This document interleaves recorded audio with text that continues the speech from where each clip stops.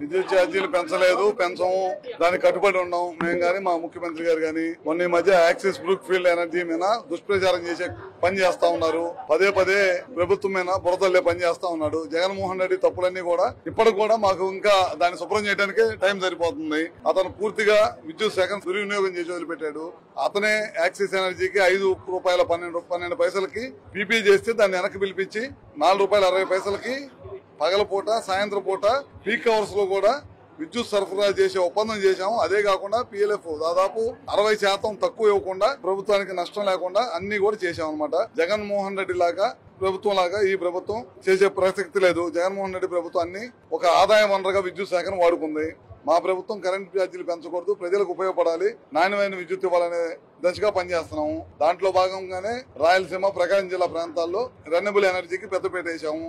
గతంలో కూడా 7,000 మెగావాట్లు 2014-19లో రెన్యూబుల్ ఎనర్జీ పెట్టడమే కాకుండా విద్యుత్ ఉత్పత్తి కూడా చేసి చూపించాము. అదేవిధంగా దేశంలో ఇప్పుడు మన రాష్ట్రంలో రాయలసీమ ప్రాంతం పూర్తి అనుకూలమైన ప్రాంతం కనుక తప్పకుండా రాబోయే రోజుల్లో రెన్యూబుల్ ఎనర్జీకి పెద్దపీట వేస్తామని చెప్పి కూడా ముఖ్యమంత్రి గారు పదే పదే చెప్తున్నాడు. దాంట్లో భాగంగానే తప్పకుండా చేస్తాం.